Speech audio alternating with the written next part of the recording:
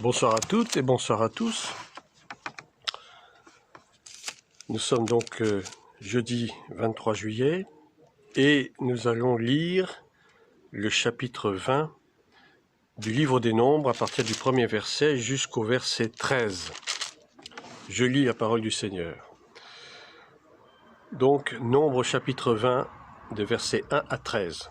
Toute l'assemblée des enfants d'Israël arriva dans le désert de Tsin le premier mois, et le peuple s'arrêta à Kadès. C'est là que mourut Marie et qu'elle fut enterrée. Je vous rappelle que Marie était la sœur de Moïse, Myriam si vous voulez, qu'elle avait mal parlé, qu'elle avait murmuré contre Moïse, avec la complicité d'Aaron, son frère, et donc elle a été punie, elle a été atteinte de lèpre. Et donc finalement, elle est morte ici et donc enterrée. Verset 2. Il n'y avait point d'eau pour l'assemblée, et l'on se souleva contre Moïse et Aaron. Le peuple chercha querelle à Moïse, et ils dirent, que n'avons-nous expiré quand nos frères expirèrent devant l'Éternel? Pourquoi avez-vous fait venir l'assemblée de l'Éternel dans ce désert, pour que nous y mourions, nous et notre bétail? Pourquoi nous avez-vous fait monter hors d'Égypte pour nous amener dans ce méchant lieu? Ce n'est pas un lieu où l'on puisse semer, il n'y a ni figuier, ni vigne, ni grenadier, ni d'eau à boire.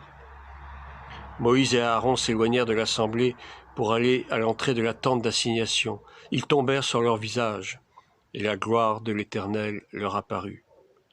L'Éternel parla à Moïse et dit, « Prends la verge, et convoque l'assemblée, toi et ton frère Aaron. Vous parlerez en leur présence au rocher, et il donnera ses eaux. Tu feras sortir pour eux de l'eau du rocher, et tu abreuveras l'assemblée et leur bétail. » Moïse prit la verge qui était devant l'Éternel, comme l'Éternel le lui avait ordonné. Moïse et Aaron convoquèrent l'assemblée en face du rocher. Et Moïse leur dit, « Écoutez donc, rebelles, est-ce de ce rocher que nous vous ferons sortir de l'eau ?» Puis Moïse leva la main et frappa 2 fois le rocher avec sa verge. Il sortit de l'eau en abondance, l'assemblée but, et le bétail aussi. Alors l'Éternel dit à Moïse et à Aaron, « Parce que vous n'avez pas cru en moi, pour me sanctifier aux yeux des enfants d'Israël, vous ne ferez point entrer cette assemblée dans le pays que je lui donne. » Ce sont les eaux de Mériba, où les enfants d'Israël contestèrent avec l'Éternel, qui fut sanctifié en eux. Voilà un passage intéressant. On nous raconte que donc le peuple d'Israël, après être sorti d'Égypte, Dieu a eu pitié de ce peuple qui avait quand même souffert sous la férule de Pharaon pendant plus de 400 ans. Et donc l'Éternel a eu finalement pitié de ce peuple et l'a fait sortir d'Égypte, donc avec à sa tête ce grand chef Moïse, ce grand prophète, ce grand pasteur, si je puis dire, puisqu'effectivement il avait quand même charge de plusieurs centaines de milliers d'âmes, peut-être même on compte entre plus d'1 million, presque entre 1 million et 1,5 million de personnes à l'époque. Et donc le peuple est en train de marcher dans le désert pour aller à sa destination finale, qui est donc le pays de Canaan, ce pays où coule le lait et le miel. Vous voyez, Dieu est toujours fidèle à sa promesse. Il avait promis déjà à Abraham, Canaan, et Dieu ne se dédie jamais de ses promesses. Et donc le peuple est en marche pour Canaan. Mais le problème, c'est qu'effectivement, il y a un désert à traverser qui est très long, qui demande plusieurs mois de marche, avec toute une armada, avec tout le matériel qu'il traînait, avec le temple, etc. C'est une véritable expédition. Et donc ce désert très hostile, comme tous les déserts, mais particulièrement en Israël, les déserts sont très arides. Et donc le peuple a soif. Le peuple n'a plus d'eau. Le peuple a soif. Et donc, comme il a l'habitude de le faire, il commence à murmurer, à se plaindre, et on dit à chercher querelle à Moïse. Ils se plaignent, que n'avons-nous expiré quand nos frères expiraient devant l'Éternel? Carrément, ils demandent la mort. Pourquoi est-ce que nous ne sommes pas morts? Pourquoi est-ce que nous sommes là, dans ce désert affreux, dans ce désert aride? Nous n'avons même pas de quoi boire, notre bétail n'a même pas de quoi boire, nous sommes promis à la mort, au dessèchement. Et ils reprochent même d'être sortis d'Égypte. Pourquoi nous avez-vous fait monter hors d'Égypte pour nous amener dans ce méchant lieu? Ils s'adressent à Moïse, mais ils oublient que c'est l'Éternel qui est aux commandes. Donc en fait, en critiquant Moïse, ils critiquent directement Dieu. Mais comme vous savez, quand on a des plaintes à faire parce que Dieu nous promet des choses, mais souvent nous oublions. Et lorsque les choses n'arrivent pas à temps, lorsque ça n'arrive pas assez vite, parce que nous sommes toujours tellement pressés d'obtenir les choses que nous commençons à nous plaindre, nous commençons à gémir. Est-ce que Dieu vraiment nous a promis ça? Est-ce que Dieu existe? Finalement, je ne crois plus, ça m'étonnerait. Et finalement, l'incrédulité commence à gagner du terrain. Et c'est exactement ce qui s'est passé pour le peuple d'Israël. L'incrédulité a fait qu'ils ont commencé à récriminer et à devenir désagréables. Ce n'est pas un lieu où l'on puisse semer, ce désert, il n'y a ni figuier, ni vigne, ni grenadier, ni d'eau à boire, il n'y a rien. Évidemment, c'est un désert. C'est un désert et donc, comme dans tout désert, rien ne pousse. Et ils ont soif. Ça, c'est leur premier besoin, le besoin le plus vital qui soit pour tout être humain, c'est l'eau. Ils ont besoin d'eau. Et l'eau, nous savons très bien que ça signifie la parole de Dieu. En fait, ce peuple a besoin d'eau pour son corps, mais il a aussi besoin de la parole de l'Éternel. Ils ont besoin de voir Dieu agir.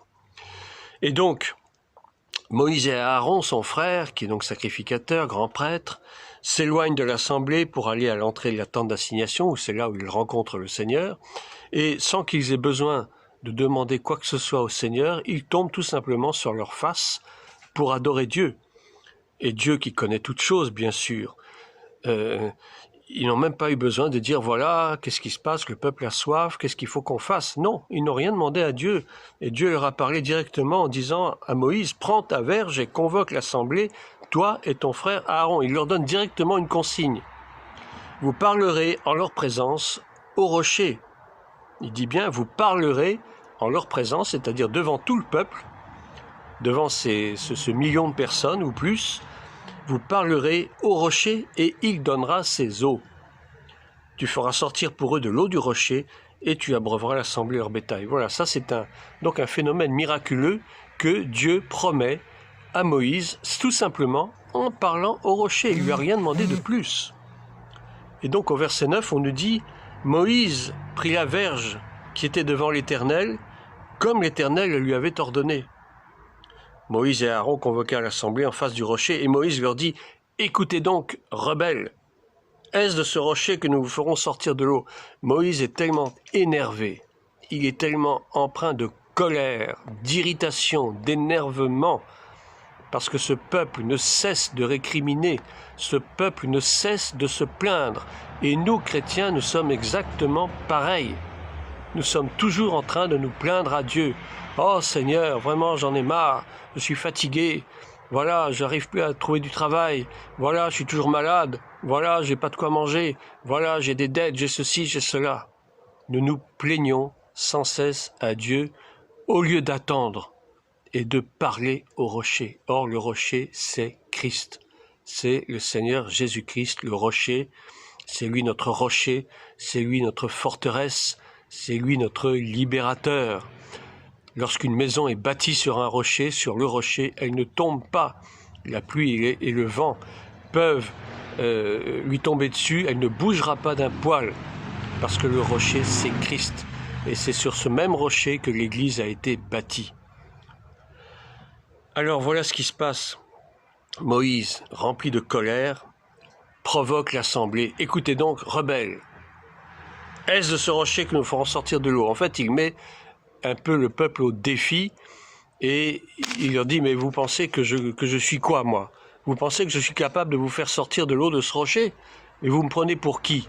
En fait, c'est comme si un petit peu, pas qu'il les insultait, mais il les met un peu au défi, rien que pour leur montrer qu'il est fâché contre eux, qu'il est très énervé contre eux, et que en fait, il n'a pas tellement envie de faire ce que l'Éternel Dieu lui a demandé de faire, simplement pour pouvoir punir en fait ce peuple qui est tout le temps en train de récriminer, en train de se plaindre. Moïse est tellement énervé que finalement, eh bien, il n'a pas du tout envie de satisfaire aux besoins de ce peuple. Mais il va le faire quand même. Il va le faire quand même, mais il ne va pas du tout le faire comme l'Éternel le lui a demandé. Puis Moïse leva la main et frappa 2 fois le rocher avec sa verge. Il frappa 2 fois le rocher avec sa verge. Est-ce que c'est ce que Dieu lui avait demandé? Dieu lui a dit, parle au rocher. Parle au rocher. Le rocher, c'est Christ. Parle-moi. Parle-moi. Pourquoi me frappes-tu? Pourquoi ne fais-tu pas ce que je t'ai demandé? Parle-moi. Simplement. Entre en communion avec moi. C'est ce que Dieu nous demande souvent à nous chrétiens. Dieu nous demande d'avoir communion avec lui. Dieu ne nous demande pas de le frapper en blasphémant, en hurlant, en l'insultant même parfois. C'est pas facile. Mais Dieu ne nous demande jamais des choses qui sont au-dessus de nos forces. Il a demandé simplement « parle au rocher ». Il suffisait que Moïse parlât au rocher et l'eau serait sortie. L'eau, c'est la parole de Dieu. Lorsque vous parlez au Seigneur, lorsque vous êtes en communion avec le Seigneur vous répond en faisant sortir l'eau. C'est-à-dire qu'il vous répond par sa parole. Et c'est ce dont le peuple avait besoin. Il avait besoin d'eau pour assouvir sa soif, certes, mais il avait surtout besoin de la parole de Dieu pour le guider, pour le conduire. Au lieu de cela, Moïse s'est énervé, Moïse s'est fâché, Moïse les a presque insultés, les a mis probablement, pratiquement au défi.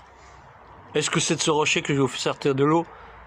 Bande d'abrutis, bande de rebelles? En fait, c'est ce qu'il voulait dire, c'est ce qu'il pensait certainement. Et donc Moïse a été désobéissant, il a frappé le rocher, c'est comme s'il avait frappé Christ. Et on n'obtiendra rien de Christ en le frappant. Christ a déjà été crucifié, Christ a déjà été frappé, Christ a été martyrisé. On lui a enfoncé des clous dans les poignets, dans les pieds. On lui a mis une couronne d'épines sur la tête, on lui a envoyé un coup de lance dans le côté. C'est pas suffisant ça? Nous allons encore frapper Christ une seconde fois, en nous plaignant sans cesse, en étant remplis d'incrédulité alors qu'il nous a fait des promesses. Mais comme nous sommes des êtres humains rebelles, nous ne croyons pas, bien sûr, aux promesses de Dieu, à moins qu'elles ne se réalisent tout de suite, parce que nous voulons toujours les choses immédiatement, dans les 5 minutes qui suivent. On peut nous délivrer une prophétie sur notre vie, mais qui dit que cette prophétie va se réaliser le jour d'après? Peut-être que cette prophétie sera valable d'ici 1 an, 2 ans, 10 ans. Mais en attendant, qu'est-ce que nous faisons? Est-ce que nous sommes toujours en communion avec le Seigneur? Ou est-ce que nous sommes toujours en train de nous plaindre parce que les choses n'arrivent pas en temps et en heure selon nos désirs? La grande question, elle est là. Et donc Moïse a frappé le rocher au lieu de lui parler.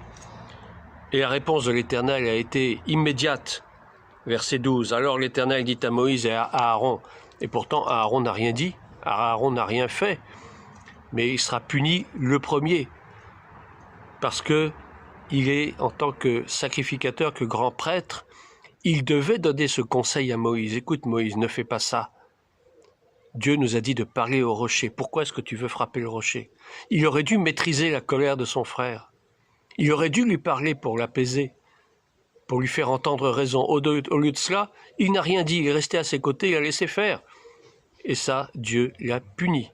Et il l'a même puni en premier, parce qu'on va nous dire, après, à partir du verset 22, que Aaron va être recueilli auprès de son peuple. Il va mourir sur la montagne de Hor. Il sera même dépouillé de ses vêtements sacerdotaux. Et la sacrificature lui sera confiée à son fils Éléazar. Il va mourir le premier. Moïse, lui, mourra plus tard, parce que Dieu a encore besoin de lui. Et tant que Dieu a besoin de nous, il ne permettra pas que la mort nous touche. Mais Moïse, pour sa punition, n'entrera pas à Canaan. Moïse se contentera seulement d'admirer de très loin cette plaine fertile, cette plaine magnifique, verdoyante, où coule le lait et le miel, cette plaine qui est le résultat de la promesse que Dieu avait déjà commencé à faire à Abraham, et qui s'en est suivi pour les années qui ont poursuivi. Mais Moïse n'entrera pas à Canaan, c'est sa punition, et il mourra peu de temps après. Alors l'Éternel dit à Moïse et à Aaron, parce que vous n'avez pas cru en moi pour me sanctifier aux yeux des enfants d'Israël, vous ne ferez point entrer cette assemblée dans le pays que je lui donne. Effectivement, ni Moïse ni Aaron n'ont fait entrer le peuple en Canaan. C'est Josué qui le fera. C'est Josué qui prendra la suite à la mort de Moïse. Aaron sera mort le premier, Moïse mourra ensuite, après avoir tout de même, petite consolation, contemplé le pays de Canaan de loin, mais Moïse n'entrera pas en Canaan. Et c'est Josué qui prendra la suite des opérations. Ce sont les eaux de Mériba où les enfants d'Israël contestèrent avec l'Éternel qui fut sanctifié en eux. Vous voyez, tout le monde en fait a péché dans cette histoire. Le peuple a péché parce qu'ils se sont plaints, ils ont murmuré. Or, Dieu déteste les murmures. Dieu déteste les gens qui se plaignent à tout bout de champ. Dieu veut que notre oui soit oui, que notre non soit non. Dieu n'a que faire de nos murmures, de nos plaintes. Dieu nous a fait des promesses. Soyons patients, attendons que les choses se réalisent, prions, restons en communion avec lui et nous verrons les promesses s'accomplir en leur temps. Le peuple a été impatient et il a, je dirais, contaminé Moïse avec cette impatience, et Moïse, dans sa colère, a désobéi à Dieu, a fait le contraire de ce que... Enfin, en tout cas, il n'a pas fait ce qu'il fallait, il a frappé le rocher au lieu de lui parler. Mais on ne frappe pas Christ, on ne frappe pas Christ. Et du coup, il a eu sa rétribution. Aaron a eu sa rétribution. Malgré tout, Dieu est fidèle, Dieu n'a pas voulu que son peuple meure de soif. Les eaux ont quand même coulé du rocher, mais ce n'était pas selon la volonté parfaite de Dieu. C'était ce que l'on pourrait dire selon sa volonté permissive. Dieu a permis que le peuple puisse s'abreuver parce que Dieu ne voulait pas la mort de son peuple. Dieu pourvoit à nos besoins lorsque nous crions à lui. Mais si nous le faisons sans avoir confiance et si nous le faisons en nous plaignant parce que les choses n'arrivent pas assez vite, alors Dieu ne répondra plus. Voilà, je crois que cette histoire, elle est assez parlante pour nous donner une bonne leçon. Dans notre vie chrétienne, souvent, nous sommes trop impatients d'obtenir les choses et du coup nous murmurons, nous nous plaignons et nous regrettons même le passé comme le peuple a fait. Pourquoi est-ce que nous ne sommes pas restés en Égypte ? Pourquoi est-ce que tu es venu nous emmener dans ce désert qui représente les épreuves de la vie, les difficultés? Et Dieu sait combien souvent nous traversons des difficultés dans nos vies, des sortes de déserts, mais ces traversées du désert sont nécessaires. Vous savez, on n'a rien sans rien, et avec Dieu, il n'y a rien de gratuit. C'est vrai que le salut est gratuit, mais pour obtenir des bénédictions, parfois il faut souffrir un peu. Mais Dieu ne permettra jamais que nous soyons tentés au-delà de nos forces. Je crois que c'est la grande leçon qu'il faut retenir de ce passage de Nombre 20. Voilà, j'ai terminé pour cet enseignement, mais je voudrais, avant de clore cette vidéo, faire une toute petite remarque, sans vouloir vexer personne ni offenser qui que ce soit. Je vous en prie, je suis ce que je suis. Je ne suis qu'un simple serviteur de Dieu. D'aucuns trouvent que j'ai l'air trop sérieux, que j'ai l'air triste, que j'ai l'air de servir le Seigneur à regret. Détrompez-vous. C'est simplement parce que je fais les choses avec sérieux, que je mets du sérieux dans ce que je fais. J'ai pas envie de plaisanter sur certaines choses et j'ai pas du tout envie de rigoler, de plaisanter stupidement sur les choses de la parole de Dieu. Donc, prenez-moi comme je suis. Si ma tête ne vous plaît pas, écoutez, vous n'êtes pas obligé de me suivre. Vous pouvez très bien vous désabonner. Il y a d'autres chaînes qui parlent un peu des mêmes sujets, peut-être différemment. Vous êtes une minorité à me dire ça, évidemment. Mais c'est assez désagréable quand même. Restez courtois, c'est la moindre des choses. Même si ma tête ne vous plaît pas, vous n'êtes pas obligé de le signaler. Et sachez que ce travail que je fais, je le fais pour vous. Je ne le fais pas pour moi parce que j'ai rien à y gagner. YouTube ne me paye pas. Depuis que j'ai commencé en 2013, je n'ai pas touché un seul centime de toutes ces vidéos. Actuellement, j'en suis à peu près à 270. Je n'ai rien touché. J'ai fait une fois une demande de monétisation qui a été refusée et depuis, je n'ai jamais renouvelé. Je ne le ferai pas. Et je ne vous demanderai pas d'argent. Rassurez-vous. Il y a quelques personnes, il faut quand même que je le dise publiquement, il y a 3 ou 4 personnes parmi mes auditeurs qui m'aident financièrement pour ce ministère et je les en remercie grandement. Que Dieu vous bénisse abondamment pour ces gestes que vous faites. Ceci étant, Vous l'avez fait de votre plein gré, je n'ai jamais rien demandé à personne et je ne demanderai jamais rien à personne. Simplement, si vous avez souci de m'aider financièrement dans ce ministère, vous serez les bienvenus. Mais jamais, jamais, je ne ferai d'appel de dons. Ceci étant, je vous demande simplement, si vous n'avez pas envie d'être aimable dans vos commentaires, ne faites pas de commentaires. Ça n'a pas d'importance en soi. Une dernière chose, ne m'envoyez pas de liens, soit sur Facebook, soit sur YouTube, soit je ne sais pas ailleurs. Ne m'envoyez aucun lien, s'il vous plaît. Je ne les ouvrirai pas, je ne les lirai pas, parce que j'ai pas de temps pour ça. Vous pouvez très bien y aller, c'est très bien, pour votre profit, pour votre information, mais ne m'en envoyez plus, je ne les lirai pas. J'ai beaucoup de travail.